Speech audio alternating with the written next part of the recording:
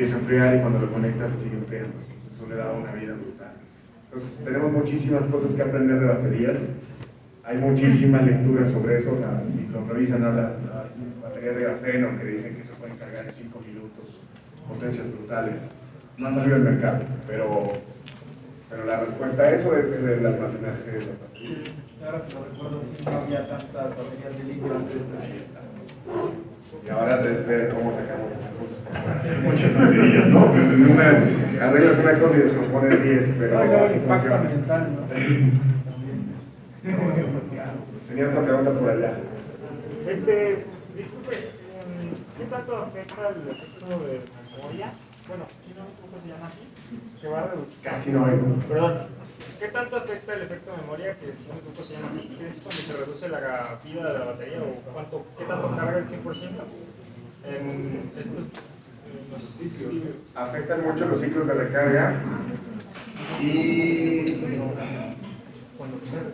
afecta durísimo. El problema es que es muy complicado manejarlo en tu día a día. O sea, si te dicen, pongamos el escenario de que estás rumbo a San Luis Potosí y estás en un cargador donde hay más de 30 grados y te recomiendan que no cargues a más de 30 grados, ¿qué vas a hacer? ¿Te vas a esperar a que baje en la noche y lo cargues? No lo vas a hacer. Entonces, hay muchas cosas de esas que no están en nuestras manos. Lo que sí está en nuestras manos es poder alargar la vida útil. Por eso decía hace rato que puedes estar aumentando los días, pero pues bueno, se recomienda que cargues cuando estás entre el 20-30% y cargues entre el 80-85%, y con eso vas a tener muchos mejores ciclos para poder darle una vida muy larga. También hay muchísimas cosas que, aunque tenemos carros eléctricos desde 2014 incluso, bueno, ha habido desde los 90, ¿no? Pero desde ahora que empezó esta ola, más o menos 2012, en México hasta 2014,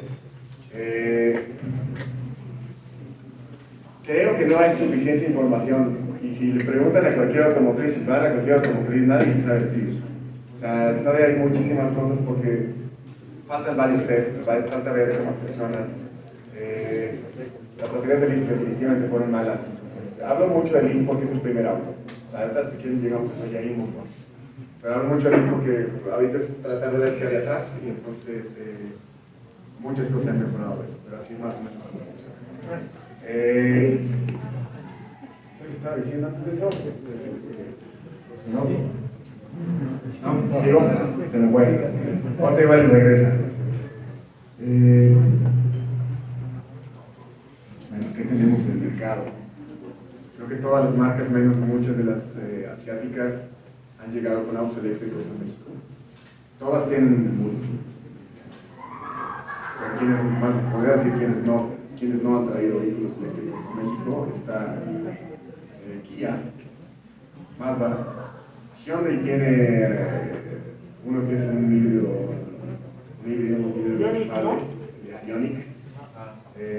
Tiene un muy buen auto en todo el mundo, que es la Hyundai Kona, que tiene unas capacidades brutales en términos de carga, ¿no? De las pocas que puede cargar a 200 kilowatts de potencia. Muy eficiente su batería, no recuerdo también la batería, pero el rango de autonomía es bastante bueno. De los primeros en llegar y abrir el mercado, además de Nissan, fueron Porsche. Porsche, de hecho, fue de los primeros que trajeron conectables. Tiene Porsche Cayenne y Panamera. Y ahorita tiene el poderosísimo Taycan, que es un avión. Y bueno, la verdad es que la oferta del mercado es gigante. Y ahora, ¿por qué llego a esto antes de llegar a cargadores? Cuando esto arrancaba, ahora esa es la parte del conector. Ya vimos cómo funcionan los autos, ahora es cómo los vamos a cargar. Y cada país empezó a hacer su estándar, a diseñar como lo hacían los franceses, siempre hacen lo que quieren, hacen el suyo. Después tuvieron que poner el tipo 2 que se puso ahora. Nosotros nos igualamos a lo que usaba Estados Unidos y Norteamérica. Y por eso hace rato les contaba la parte de evolución, ¿no? Japón por allá tenía su conector, igual que China, y creo que es básicamente lo que hay. Entonces, algunos países se regularon y pusieron que en esta región solamente pueden entrar carros con este conector. Eso facilita mucho la labor que hacemos nosotros todos los días, porque te preocupas por poner un solo tipo de cable y sabes que todos los autos lo van a poder usar. Eso no pasó en México. Y hace muchos años, cuando esto arrancaba, teníamos el conector, le llaman tipo 1, al conector que se usaba solamente, bueno, que se usa en Estados Unidos. Y teníamos tipo 1 y teníamos Tesla, que el funcionamiento es casi lo mismo. Tenías dos fases para corriente alterna, tenías dos fases tierra, Proximity y Pilot, que esos son los de comunicación para el auto. Y de diferente forma, pero eran básicamente la misma cosa. Y diferentes capacidades. Entonces, si bien llego a eso, capacidades en términos de amperaje. Recordemos que el amperaje es lo que hace que tengamos que poner cables más gruesos, como el voltaje. Entonces, pasó eso. Luego llegaba un Renault que quería traer las Kangoo hace muchos años, las Kangoo que ven ahora por Mercado Libre, pero le dio miedo entrar con el conector tipo 2 y decidió frenarlo. Después llega Jack, los chinos, que no le tienen miedo a nada, y nosotros recomendamos que hicieran un cambio en el conector. Pero dijeron, no, como nosotros vamos a vender más que todos, es más fácil que todos los demás pongan el conector que tenemos nosotros. Y como no hay regulación en México, por eso es que tenemos esos 4 tipos de... Pues tenemos tipo 1 de Norteamérica, tipo 2 de Europa, el GBT de China, el Tesla, esos en corriente alterna, y en corriente directa tenemos combo 1, combo 2, que son primos tenemos el Tesla, que es el mismo conector, por eso hablaba de las capacidades. El Tesla es brutal, porque en el mismo conector chiquitito que tienen pueden hacer corriente alterna y corriente directa. Entonces hay bastante ingeniería y esas cosas.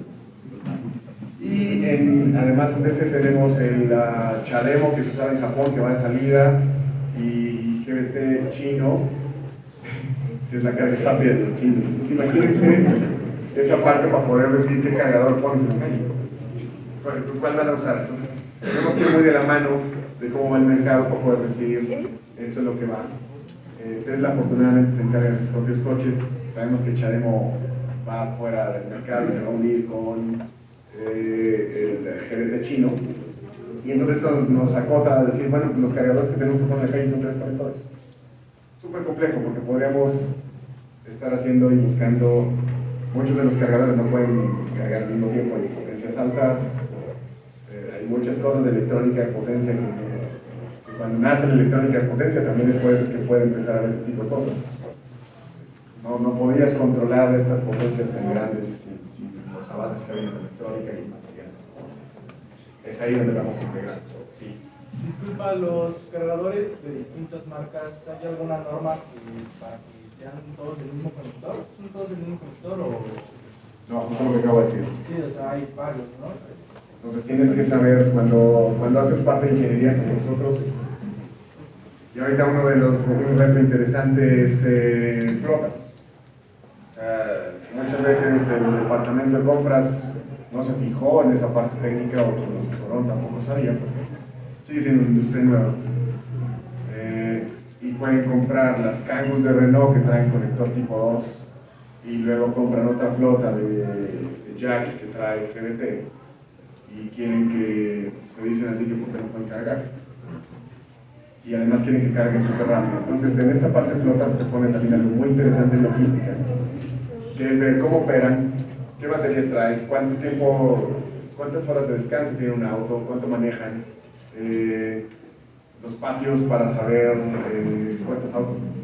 Compraste 100 coches y tienes 20 cajones de estacionamiento, ¿cómo le vas a hacer? ¿Duermen aquí o no?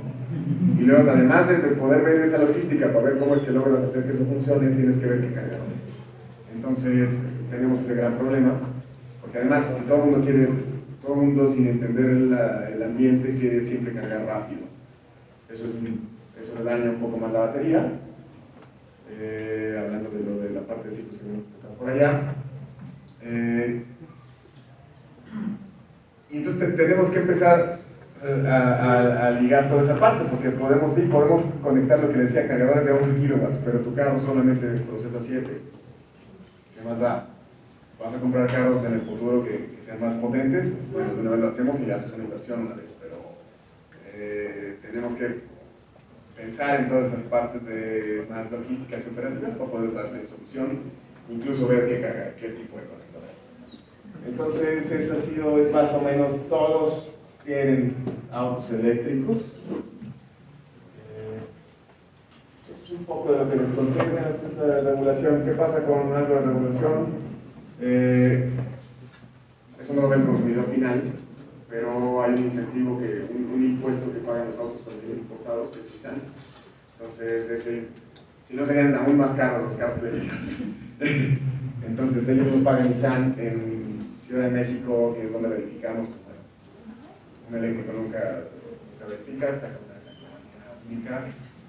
Los híbridos enchufables se conectan, se verifican cada 8 años, no pagan tenencia, y cuando empieza a sumar eso, se pone interesante porque a la hora de evaluar, y ahí regreso a la parte de algo de cómo hacemos que todo esto sea algo de negocio. Cuando tú vas a evaluar una compra de un auto, creo que tenemos que modificar la forma en la que pensamos, y ya no solamente en cuánto cuesta el carro para adquirirlo, sino es cuántos años lo voy a tener y cuál es el costo total que voy a tener por ese auto. Entonces, si nosotros vemos los mantenimientos de uno de combustión, cuánto gastamos en combustión, y vemos lo que nos vamos a ahorrar en tenencias, en verificación y en la parte de electricidad, pues bueno, ya no está tan mal. El problema es desembolsar todo al principio. Pero si nosotros logramos cambiar esa forma, creo que los autos eléctricos van a tener mucho más sentido. Y no solo para engañarnos y decir si lo puedo comprar o no, sino es ver en realidad a largo plazo cuáles son los beneficios. Bueno, yo me acabo de surgir una duda. En relación, bueno, ¿qué auto contaminaría más? ¿Un auto de combustión o un híbrido, bueno, eléctrico? Ya que, bueno, para generar electricidad también se necesita contaminación, bueno, placas como tal. Y en relación, ¿qué auto contaminaría más? Es muy complicado responder eso, porque si nosotros vemos igualito que el costo total del auto en cierto periodo, tendríamos que analizar un montón de cosas de cómo se produjo cada uno de los autos. Entonces, hay muchas compañías que han hecho eso, no es tan fácil de hacer, y habría que ser, depende mucho de cada país, ¿no? Tendrías que ver de dónde viene la energía que estás usando para poder cargar el auto, que muchas veces tampoco es en tu control.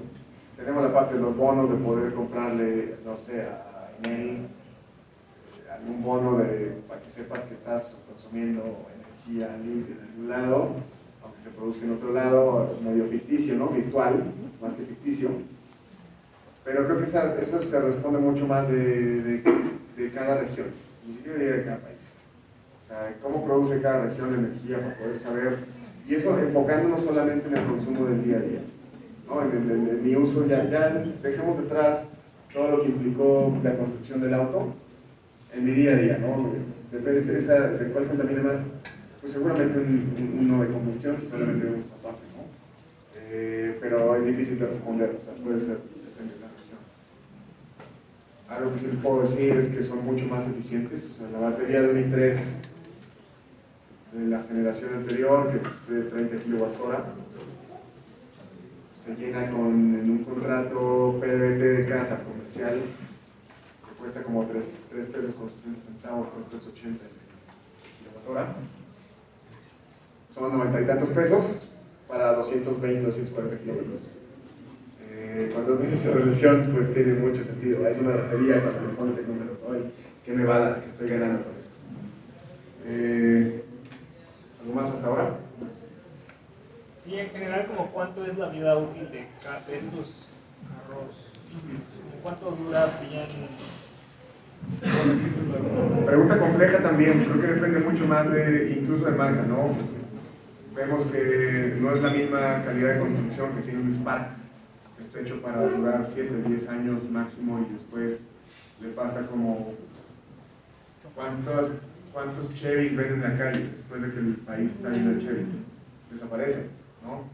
Están diseñados y fabricados de esa forma. Contrario a cómo fabrican, y por eso cuesta mucho más. Estoy hablando de la construcción del auto y ahorita pasamos al funcionamiento. Si te fijas, ¿cuántos años crees que puede durar un Serie 3? Entonces el vehículo te va a durar lo que quieras, cómo lo cuides. Ahora, dándole un poco sentido a la pregunta de lo que estamos hablando ahora, es que no hay datos, pero la mayoría de las compañías dan entre 7 y 10 años de vida útil de una batería. Con los cuidados correctos. Entonces, una vez hace muchos años me tocó conocer una NB200 de Nissan, que no se vende acá, que es una van chiquita.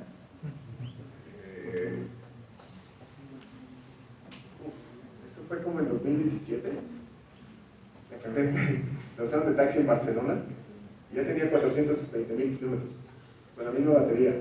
Entonces te sorprende ver algunas cosas y ver que algunos otros fallan a los 60.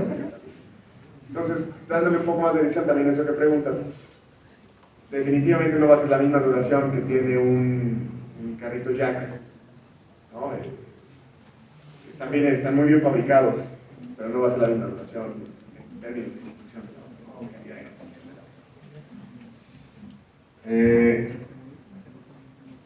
Bueno, aquí viene la parte que les contaba que los conectores muchos van por región. Tenemos un problemón en Latinoamérica.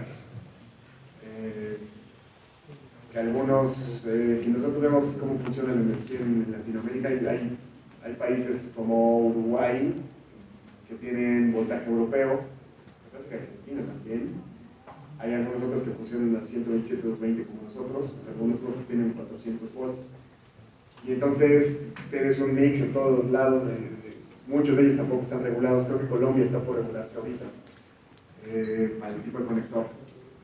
Entonces esto hizo un desastre en Latinoamérica para ver qué servicios y qué tenemos. Hay que conocer muy bien cada uno de los mercados para poder atender todo lo que les decía. Entonces, ¿qué significa el voltaje? Distinto tipo de cargador, distinto tipo de conector. Hay que revisar qué autos llegan. Estuvo increíble esto.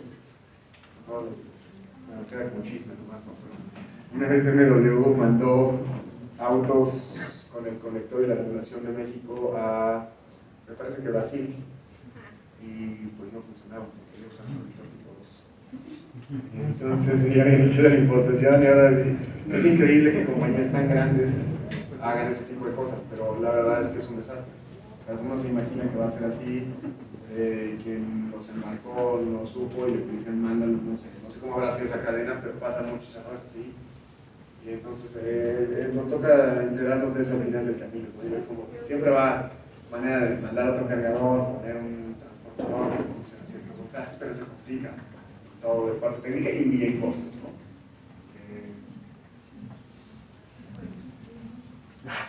Bueno, así son los cargadores, los conectores, que eso era la parte que vamos. Eso es lo que les decía. Fase una línea 1, línea 2, tierra, Proximity Pilot, casi todos lo tienen, en diferente forma. Y estos tienen una peculiaridad que hace que tenemos posibilidad de trabajar en 3 fases, neutro y tierra, y puedes quitarle la que quieras o la que tengas. Entonces, eso hace que sea un conector mucho más versátil y con mayores capacidades que estos de acá. Porque muchos de estos se funden a más de 50 amperes, o de 80 amperes.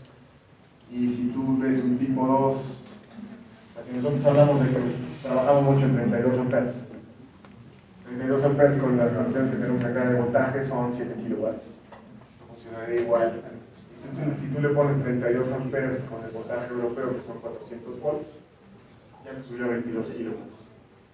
Entonces hace un cambio bien grande en toda la cadena de lo que hablamos para atrás, ¿no? Tendrías que cambiar un board charger, tendrías que cambiar un montón de cosas, si quieres y si los costos más van, ¿no? Entonces, hay una mezcla brutal de esta industria, entonces se nos cuenta como cultura general que igual dices después, ¿no?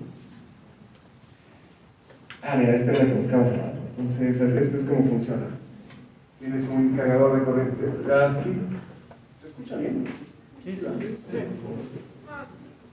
Un cargador de corriente alterna es una interfaz para poder hablar con el onboard charger, que es el inversor, cambiar el voltaje, poder cambiar la corriente, conectar la corriente y poderlo guardar.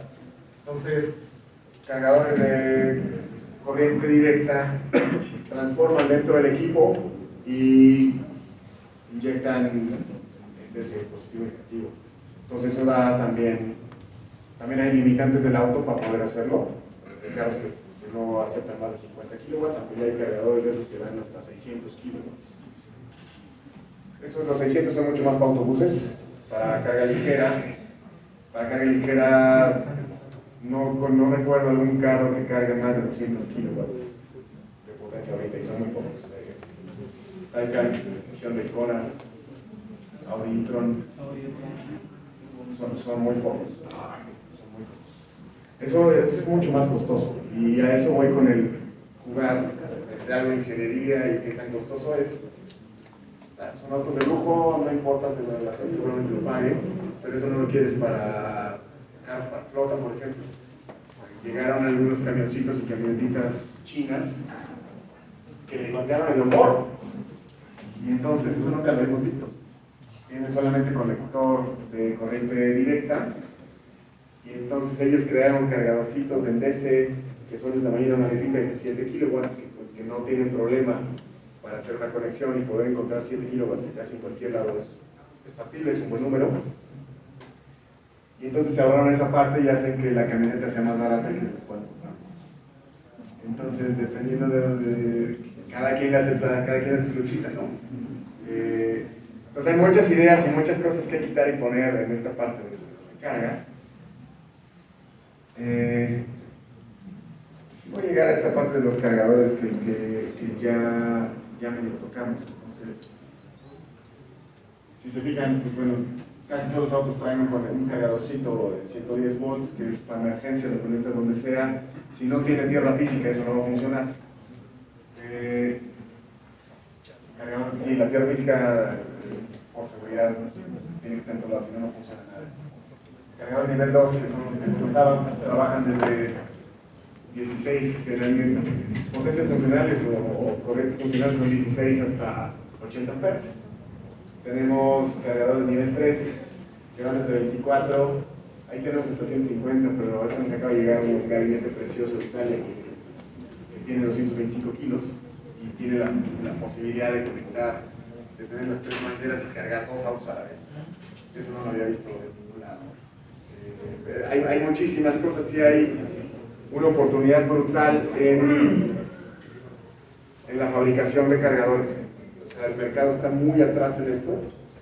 Si tú vas casi con cualquier... Están naciendo fabricantes todo el tiempo. El problema de que nazcan fabricantes que no tengan experiencia es que si tú sacas un cargador al campo y falla, y cómo logras ese soporte para saber que te manden piezas para, si tú no encuentras esto, ver cómo arreglas esa máquina, porque son máquinas muy costosas. Pero si tú pides un cargador, incluso con ABB, que es uno de los mayores fabricantes del mundo, tiene tiempos de respuesta de casi 8 meses. Entonces, ahorita tenemos que estar planificando casi todo lo que vamos al siguiente año. Que eso también es un gran reto de lo que nos toca hacer, que ahorita les vamos a contar. Y pues bueno, así es como nace la compañía y es parte de los servicios que damos en la parte de casi cualquier fabricante que tiene un cargador, tiene un contrato con nosotros para que nosotros vayamos a inspeccionar las casas en todo el país y podamos revisar cómo es que podemos poner el cargador. ¿Por qué lo hacemos de esta forma? ¿Por qué se hace de esta forma? Porque podemos dar, por todas las certificaciones que les contaba que tenemos con los fabricantes. Si falla un cargador, podemos ver y llevarlo al taller para ver si se puede reparar o poder decir si trae garantía o no. Porque recordemos que muchas cosas cosas eléctricas, incluso si van a la ferretería, compran un interruptor y compran un interruptor mal y lo quieren cambiar, no se los cambian. Porque ellos no saben si algo le conectaron mal y ya no fundieron. Pasa lo mismo con esto. Entonces es complicado, son equipos más o menos... Son de fiar, pero si haces algo mal, quemas algo, no hay nada que hacer y regreso, ¿no? Creo que el cargador de casa más barato cuesta como 12.500 pesos y los cargadores de los 225 kilowatts son cargadores de 100.000 euros. Entonces, ese es uno de los grandes retos que se tienen para poder decir por qué no hay más cargadores en la calle. Pues si tienes una máquina de, vayámonos no a la de 100.000 euros, vamos a la de 50.000, más hacer una subestación de 500 kVA para poder poner varios, que esos son 10 veces más que el transformadorcito que ven en los Oxxos de 45 kVA. Se pone complicado, ¿no? Entonces hay muchas cosas que entender, y de hecho hay algo que estoy buscando todavía, ver cómo le damos un sentido técnico. Yo creo que es papo más no urbanista, ¿no? Pero ¿cómo podemos analizar el flujo de la gente sin tener esos datos para saber dónde conviene poner un cargador sin que tenga que ser solo por PIN? Claro, son excelentes muchos que están estudiados, pero no cabes en todos lados. Si tú necesitas una subestación, que podríamos decir que se lleva un espacio así y luego tienes que poner los cargadores para que valga la pena, hay bastantes retos, ¿no? En esta parte, que es justo lo que estamos trabajando ahora. La compañía fue comprada por un consorcio de Dominicana, que es como una CFE, que tiene una división de lo que hacemos nosotros, para poder hacer una red de carga en todo el país. ¿Y esto qué significa? Hay que poner cerca de 4.000 puntos de carga, al menos los siguientes 4 años. Entonces vienen muchísimos retos de todo lo que les conté. Si ustedes empiezan a sumar todo esto, es cuánta gente tienes que tener para que los cargadores se mantengan en óptimas condiciones y puedan, cuando tú lo necesitas, regreso a la parte de San Luis Potosí, porque me pasó. Estás en Santa María del Río y el cargador no funciona, ¿cómo le haces? Afortunadamente hasta traía el Rex, y cuando no traes energía y solo vas con el generador, puedes ir a 70 km por hora. Entonces, pero si trajeras un solo eléctrico, ¿qué haces? Entonces, para poder hacer que la gente confíe en la red que hay allá afuera, hay que tener un tiempo hay que hacer que eso esté funcionando perfectamente, hay que hacer que podamos darle servicio a todos los carros que vienen, las potencias necesarias, entender muy bien cómo son los flujos, para dónde va la gente, y con eso pues, hacer una red que no solo exista, sino que en realidad se dé un servicio y que la gente la pueda usar. Y entonces podamos empezar a mejorar los números. Actualmente hay como 30.000 autos enchufables, entre híbridos, enchufables y eléctricos. Hay como 6.000, 8.000 eléctricos. De estos números son medio complicados porque Tesla no publica números. Y ahorita hay muchísimas flotas creciendo por todos lados. Entonces, seguramente va a generarse rápido. Y entonces con esa red pues podemos hacer que sea mucho más interesante, que la inversión en un centro de distribución no sea tan alto para poder decir que me interesa poner carros eléctricos y pues dar ese paso y darse cuenta de que son bastante funcionales, ¿no? Pues yo con esto concluyo, no sé si hay algo más que quieran, algo que se me haya ido porque seguramente me voy a acordar. Yo tengo una duda, si ya he llegado a ver que en México unas personas se encargaban, bueno, tenían un proyecto que restauraban coches y los volvían eléctricos, entonces no sé si eso llega a ser un punto viable, si es bueno. Mira, la conversión de eléctricos, de esto hablo, mucho de lo que dije aquí es desde mi punto de vista, ¿no?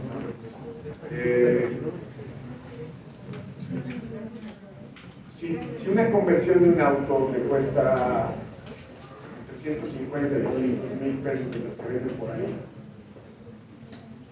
y el auto que vas a convertir, no sé, cuesta 200.000 pesos, sin garantías del fabricante, no sé qué tan conveniente sea.